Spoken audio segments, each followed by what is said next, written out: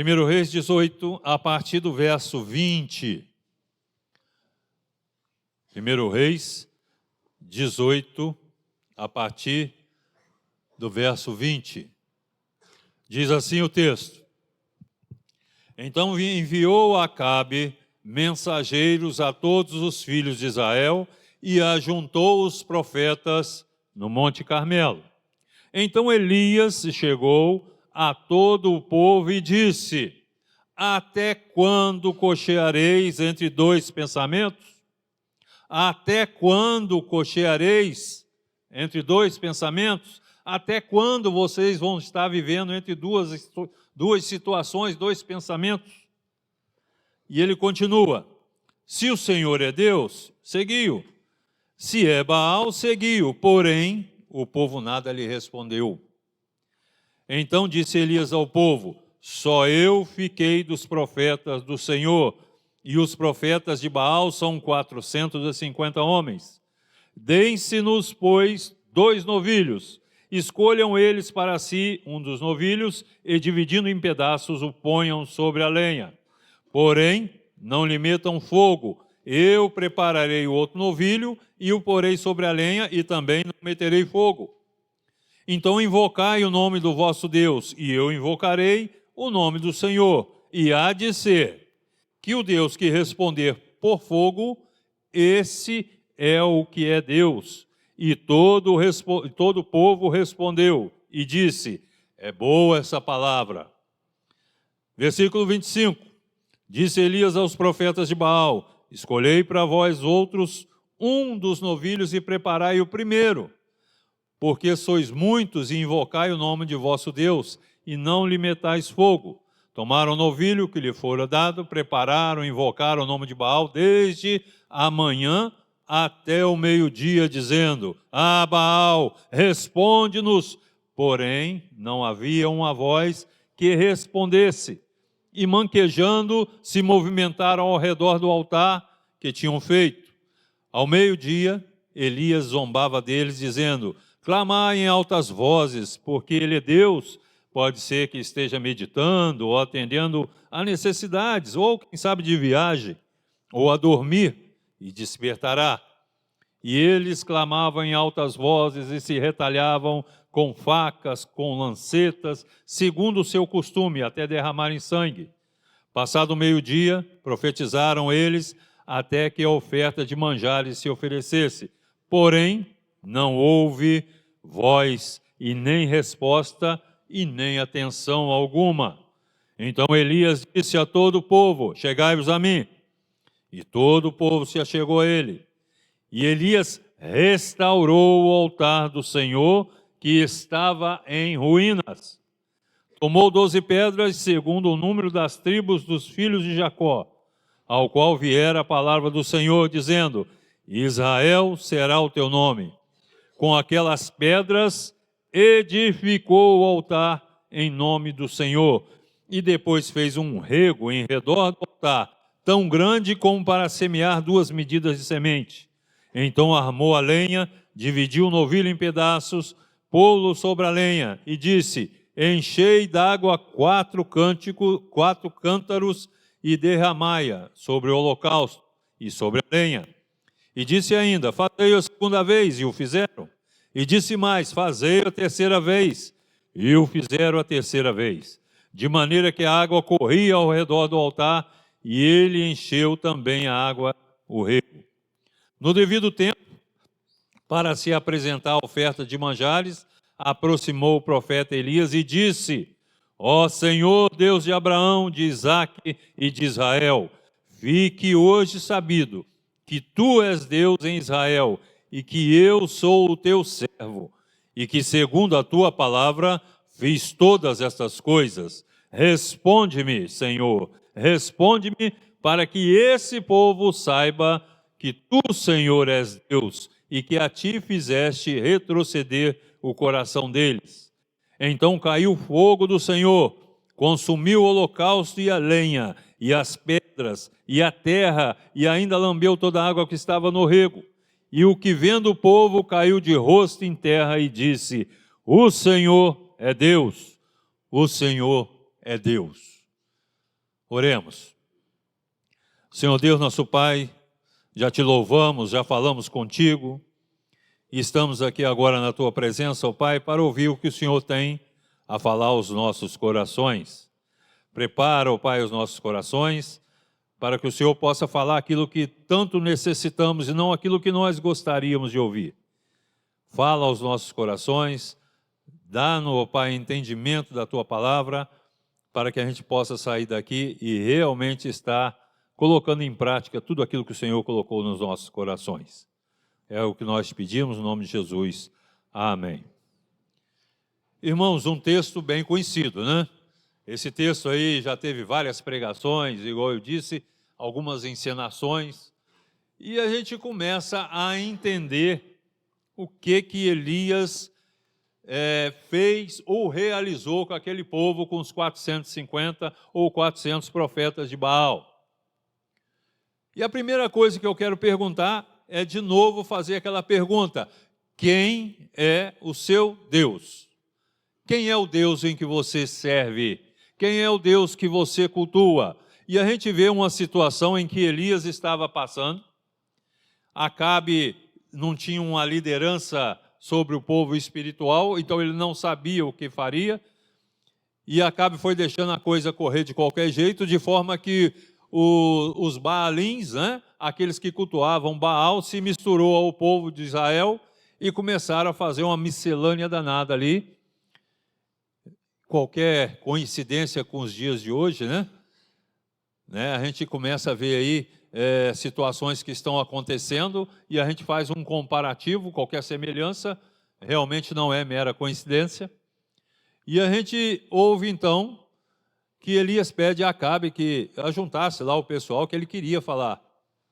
E ele chega lá e começa a fazer algumas perguntas. E a gente começa a ver que para a gente servir a esse Deus que a gente fala, a esse Deus que a gente tanto prega, a esse Deus que a gente vem adorando há muitos anos, né? Desde que nós fomos salvos e libertos, né, do pecado e tivemos a salvação em Cristo Jesus, a gente precisa de ter a ousadia de Elias. Se vocês perceberem aqui, ele começa da seguinte forma: Elias chegou a todo o povo e disse: até quando cocheareis entre dois pensamentos? Na realidade, Elias estava querendo dizer: gente, resolve o que vocês querem. Ou vocês servem a Baal, ou servem a Deus. Se Baal é Deus, serve a Baal. Se Deus, o Senhor de Israel, é Deus, serve a Ele. Agora, não pode ficar, como a gente costuma dizer nos dias de hoje, né, em cima do muro. E eu me lembro que certa vez alguém falou para mim assim: o cristão ele nunca fica em cima do muro, em qualquer situação. Você em cima do muro, você corre o risco de Deus balançar esse muro ou essa cerca e você vai ter que cair para um lado. Então você precisa ter em mente a qual Deus você está servindo. O que a gente tem visto hoje na sociedade dita evangélica, né, de um modo geral, conforme minha avó falava, um pé no mundo e um pé na igreja. Não se decidiram ainda estão entre dois pensamentos. Quem que eu vou servir? Eu quero servir Deus, é Deus, mas o mundo é muito atraente. Mas eu posso trazer alguma coisa do mundo e colocar na igreja? Tem nada a ver. As coisas mudam, os tempos mudam, os costumes mudam. Esse é o dito aí daqueles que se dizem evangélicos, mas que ainda estão entre dois pensamentos. Então não se resolve, não se decide. E enquanto isso não acontece, acontece o que aconteceu aqui. Estão entre dois pensamentos, não resolve. E Elias teve essa ousadia dentro dos profetas, entre os profetas de Baal, no meio da multidão, ele fala: até quando que vocês vão continuar desse jeito? Vocês têm que resolver. E hoje é o dia de você resolver. Vocês vão ter que tomar uma posição. A segunda, depois, vem a questão da iniciativa, né? A gente tem no verso 22 aí, Elias dizendo o seguinte: então Elias disse ao povo: só eu fiquei dos profetas do Senhor, e os profetas de Baal são 450 homens, ou seja, era Elias, um profeta, quanto 450. E ele diz o seguinte: deixe-nos, pois, 2 novilhos, escolha um para vocês, e eu vou escolher um. Elias tomou o quê? Primeiro, Elias foi ousado em questionar o povo a respeito do que eles queriam. E depois, Elias tomou uma iniciativa. O cristão ele tem que ter iniciativa, às vezes, para tomar uma posição. E Elias fala, então vamos fazer o seguinte, eu que estou falando agora, nós vamos arrumar 2 novilhos, vocês vão pegar um e eu vou pegar outro.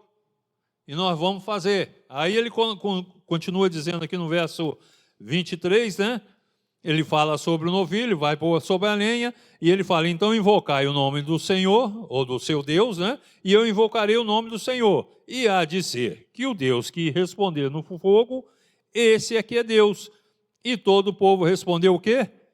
Essa é uma boa palavra, ou essa palavra é boa. Ou seja, até os inimigos do cristão, quando o cristão toma uma iniciativa, é ousado, até os inimigos, eles reconhecem que o cristão ele tem uma sabedoria vinda dos céus. E o que ele disse? Vocês vão pegar o novilho, vai preparar, vai pôr lá, mas não vão meter fogo. E eu também vou fazer a mesma coisa, não vão meter fogo. E a gente vai orar, a gente vai clamar. Aquele que responder vai ser Deus. Aí ele fala, boa palavra, porque Elias não tomou um partido.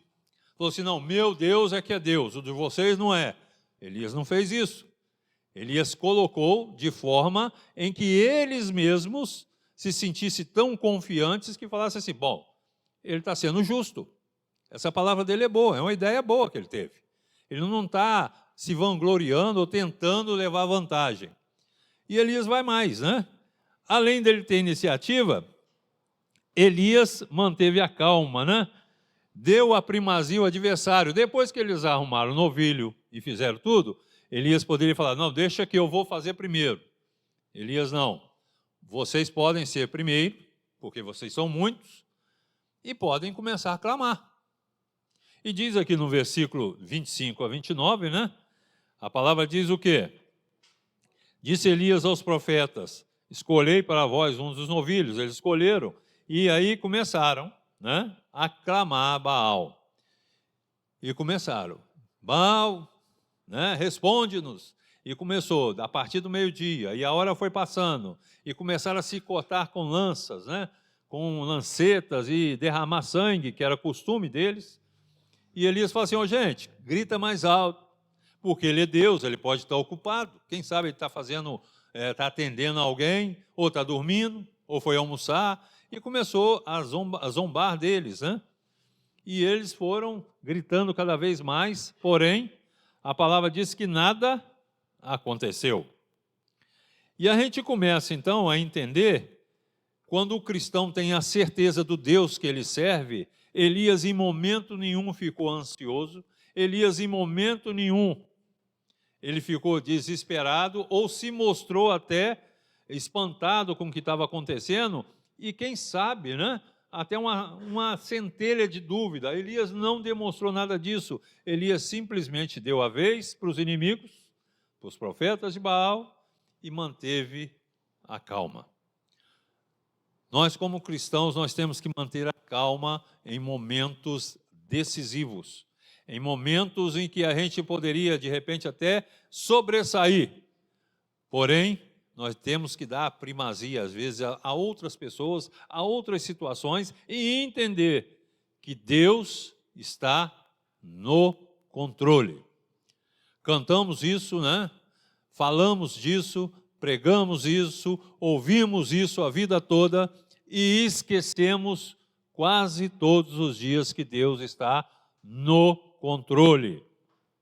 Eu prefiro confiar naquilo que eu faço, nos meus atributos, nas minhas qualidades, eu prefiro confiar no meu trabalho, vamos dizer assim, na minha situação financeira, do que confiar em Deus. E Elias aqui está demonstrando que a confiança, ela sobrepõe todas essas coisas. E a gente começa a entender aqui, no versículo 30, em diante, chega a vez de Elias. E Elias deixa uma lição interessante para a gente aqui. Disse Elias ao povo: chegai-vos a mim. Primeiro, Elias não começou a falar: moçada, chega aqui, vem cá todo mundo aqui, fica aqui perto de mim. E ele diz aqui: e todo o povo se achegou a ele. Elias restaurou o altar do Senhor que estava em ruínas. Olha a lição que Elias deixa para nós nessa noite. O que é restaurar?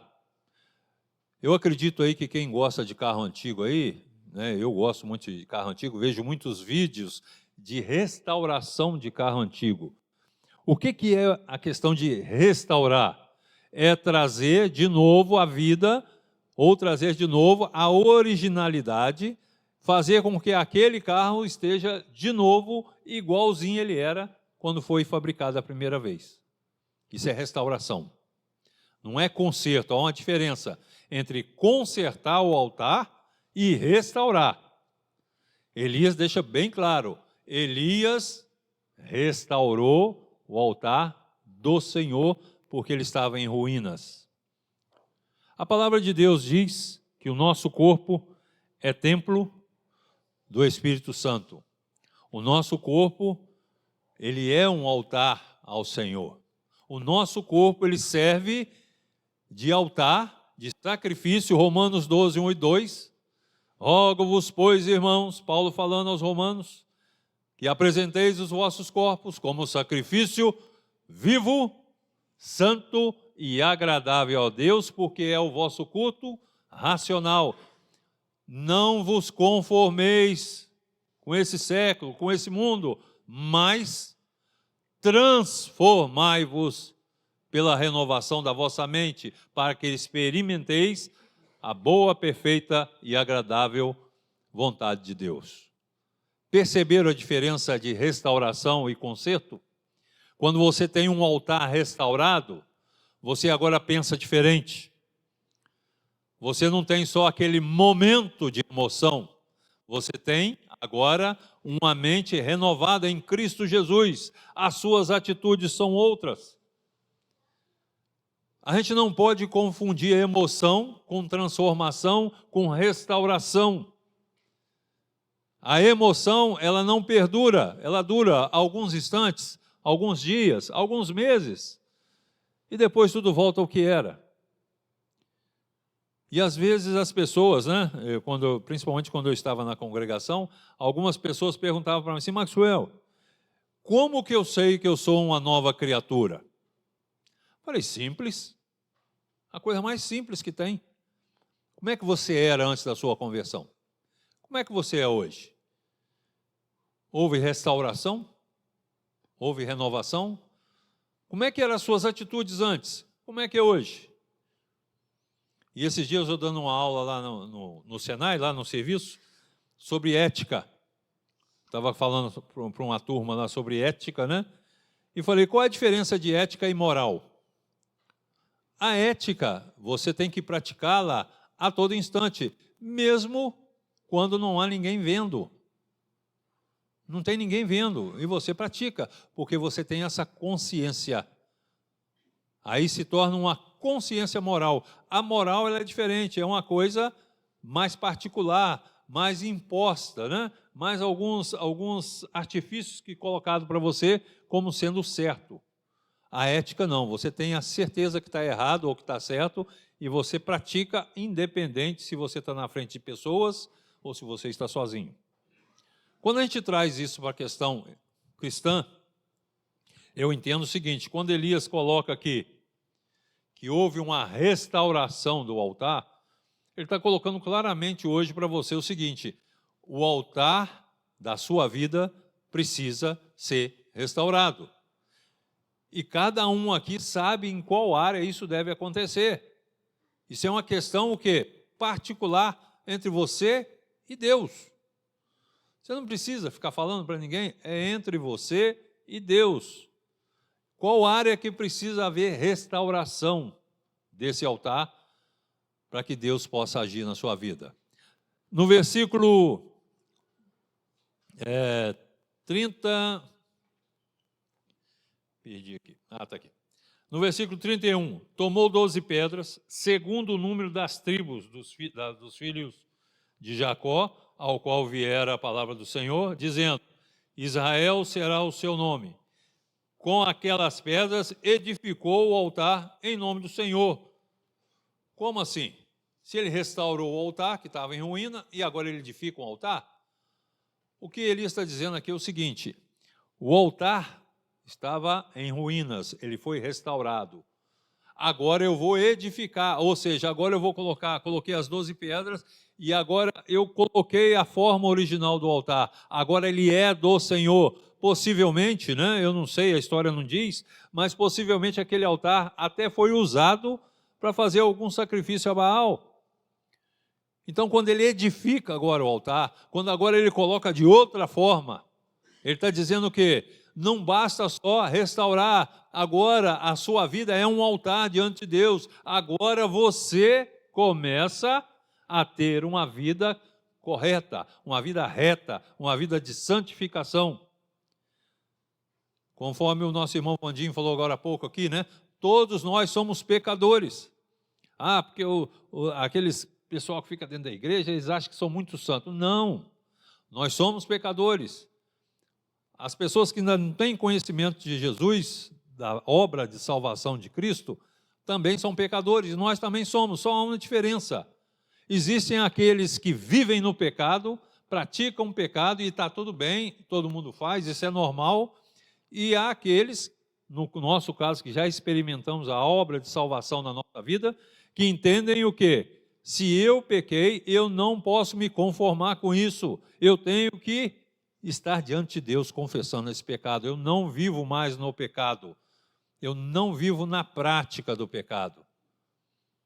Essa é a diferença. E quando Elias edifica o altar, aí ele passa para a segunda parte, né? Elias mostra o quê? Uma fé inabalável. Aí agora nós vamos falar de fé. Já falamos de ousadia, de iniciativa, de calma de Elias. E agora a gente vê aqui uma questão de fé. O que Elias faz? Agora é comigo. Vamos fazer o seguinte: fez um rego em volta do altar, fez um rego em volta do sacrifício, coloca água aí, gente. Talvez, eu não sei, a pessoa foi lá colocar água, jogou só um pouquinho, não entendeu nada. Porque quem faz churrasco aí sabe como é que é, né? Se o carvão estiver úmido, ele pega fogo. Que é a moçada do churrasco aí. Eu não vou pedir para ir lá no churrasco, não pode falar. Quando joga água no carvão ou o carvão está úmido, pega fogo? Pode até pegar, mas é muito difícil, dá muito trabalho. Às vezes, esse dia mesmo eu descartei lá um carvão que estava úmido demais e não pegava fogo. Mas o que Elias faz? Além dele jogar água em volta, ele manda jogar onde? No sacrifício. Jogou a primeira vez e falou: não, joga no rego em volta, joga no sacrifício e joga onde? Na lenha. Eu entendo, eu fico imaginando, né, a cara do camarada, né, olhando para ele, Elias está maluco. Aí jogaram. Ele falou: joga a segunda vez. Não entendendo nada, né? Jogaram. Joga a terceira vez. Isso de Elias, olha só a situação que Elias coloca agora. Elias coloca para o povo a necessidade de vocês resolverem de que lado que vocês estão, qual Deus que vocês estão seguindo. E a necessidade agora o quê?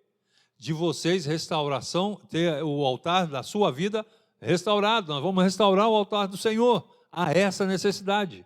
E agora o que Elias faz? Agora a gente precisa ter fé.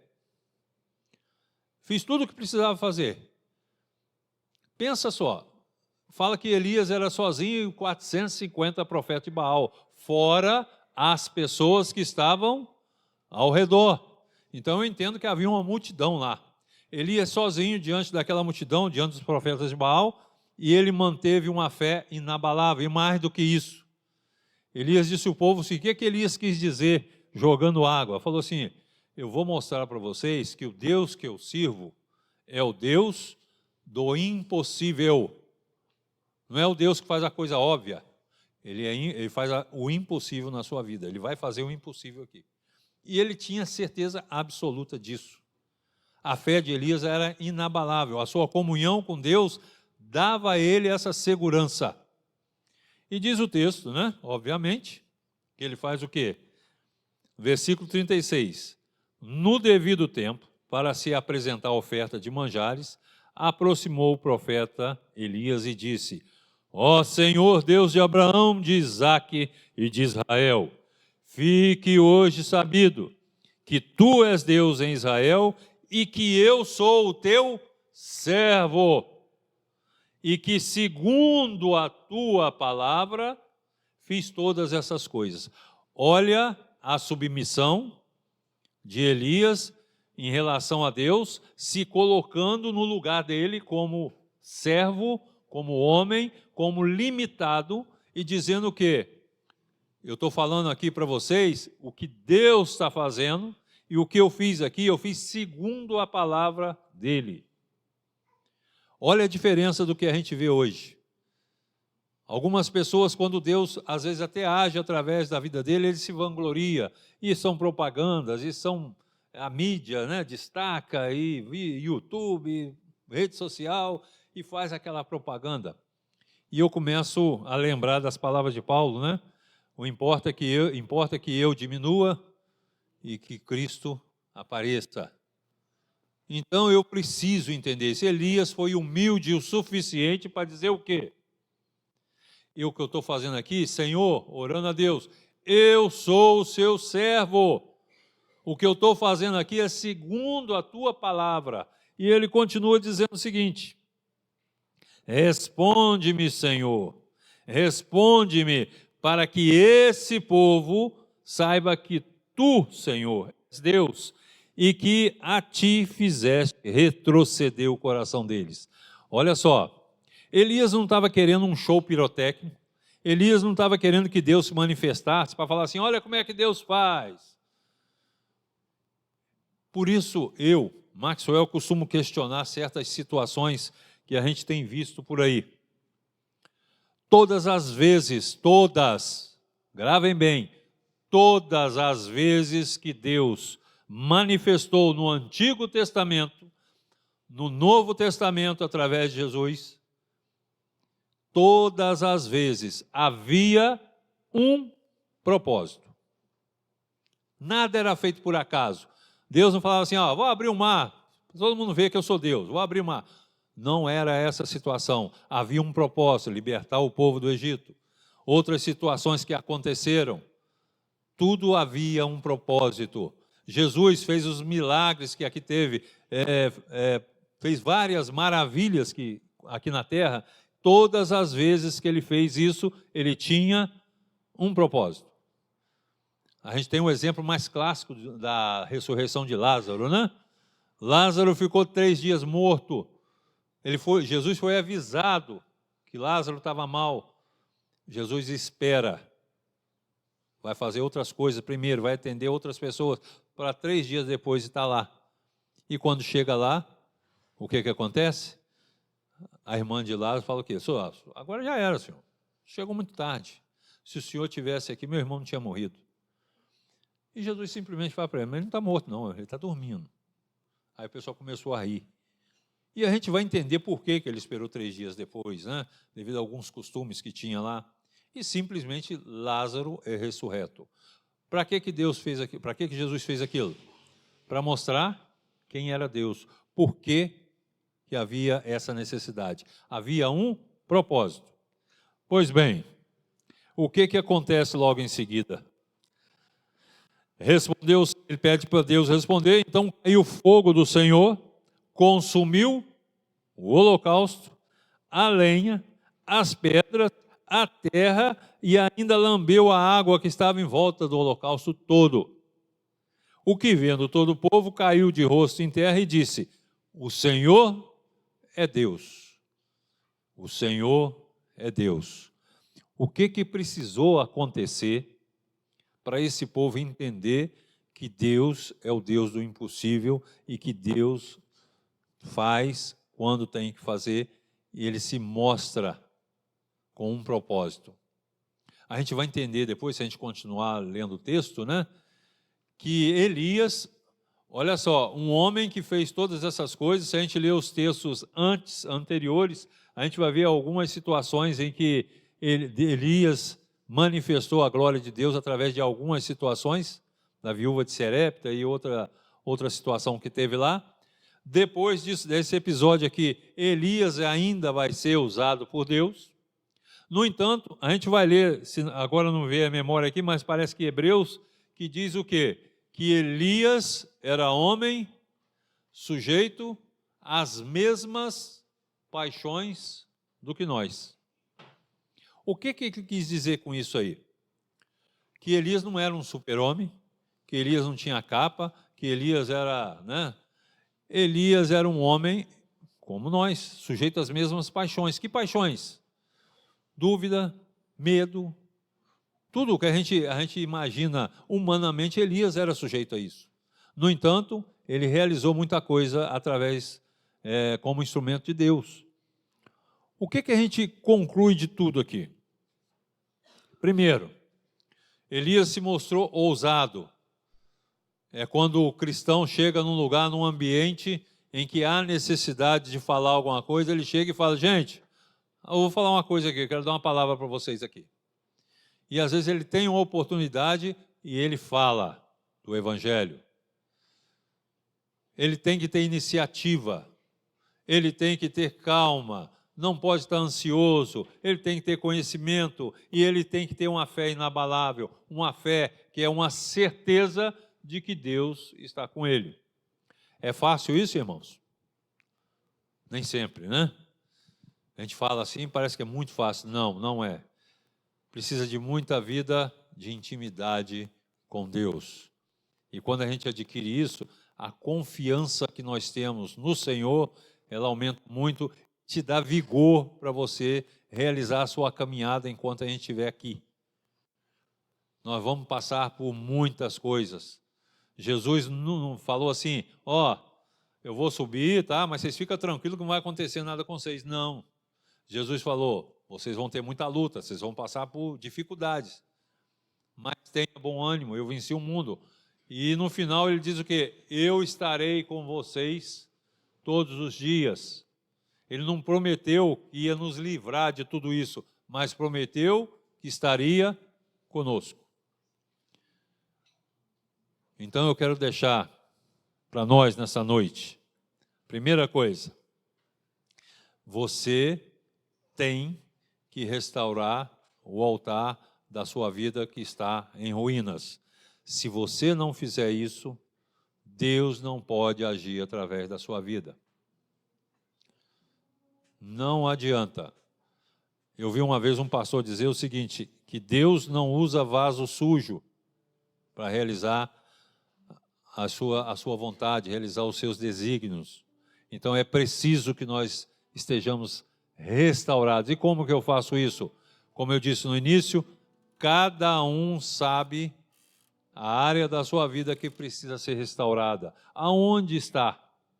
Por que seu altar está em ruína? Por que parece que Deus não ouve as minhas orações? Por que às vezes eu me sinto tão angustiado diante de algumas situações? Por que eu tenho medo? É errado ter medo? Não, não é errado. Mas a Bíblia fala 365 vezes a expressão não temas. Não é que é errado, mas ele recomenda, ele está dizendo para você, não tema. Por que eu não preciso ter medo? Porque Deus está no controle. Se Deus está no controle, tranquilo. O que acontecer é porque Deus está no controle, Ele quis assim. E eu vou fazer a minha parte, entregar nas mãos do Senhor e viver a minha vida, na certeza de que Deus está no controle. Mas para isso acontecer, para essa certeza, para essa confiança em Deus e saber que Deus está no controle, eu preciso restaurar o altar da minha vida. É necessário isso, senão Deus não trabalha na sua vida, a gente sempre vai ter dificuldades em entender, a gente sempre vai ter medo, e a gente precisa fazer isso nessa noite.